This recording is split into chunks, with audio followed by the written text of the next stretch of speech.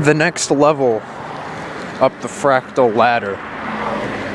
It's the next step in the scale. It's the next order of magnitude in the universe.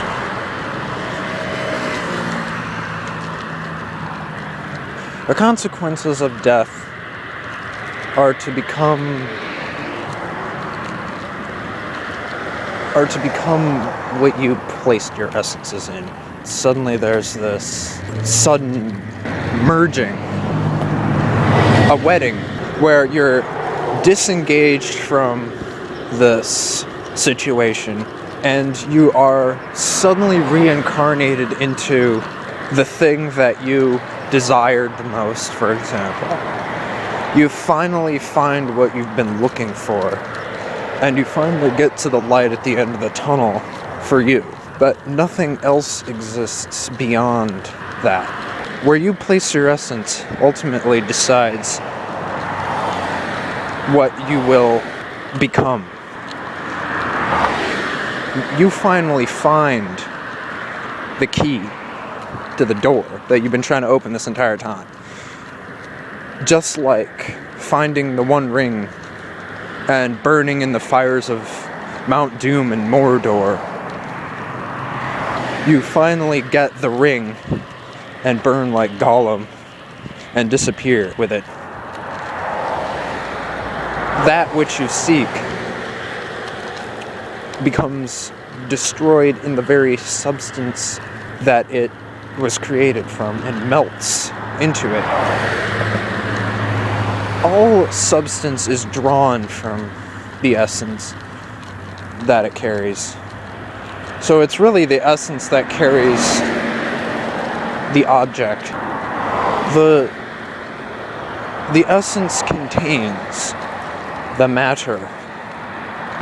You begin to flash back to the previous moments of your life. You begin to remember, and you instantly realize that this train that you're about to get on has no luggage rack. You ultimately obtain the substance. You are obliterated and lose your memory after remembering suddenly. So there's no memory. It's the same as if you were to unplug a toaster and the electricity inside is no longer flowing through that object, that toaster. That appliance has been disengaged from the grid. And so when we are disengaged here, the power of perception, the lens through which we see this reality and perceive reality in this way, becomes of no nature at all. We go into the overworld, where we become what we sought. But we end this existence and find the final meeting place of what we seek. And so we end up where it all ends up. Whether it's in the garbage or whether it ends in withering away and crumbling away. So in a sense, we obtain that which crumbles away, and we crumble away with it. Our perceptions are no longer peering through this looking glass, but through the one that is from the next order of magnitude. Our final sensation in this life is the sensation of a light coming and bursting forth. And that light is the light from which all matter is forged. We always get to the light. So then when they say don't go towards the light, they're saying, well, stay here in this dream and don't wake up. The dream state is the reverse of death. fall asleep from the truth and the overworld into the next world is to incarnate into another version of yourself. So,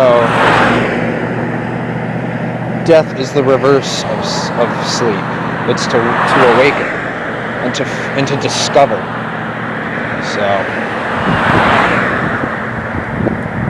the destination is the truth, because when you're dreaming, your destination ultimately is to wake up. You may have a flawed sense of time in your dream, so that the expansion of the universe is different as your perception changes, and that's ultimately the dictator of the passage of time. That dream state. Waking up is the essence of... Excuse me. Waking up into the light,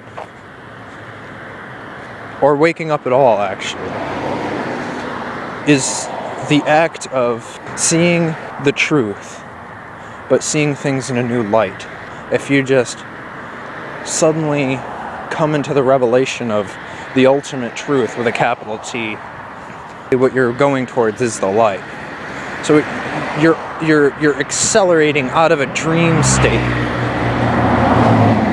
and coming back into this light. But it's the same light that lights the world.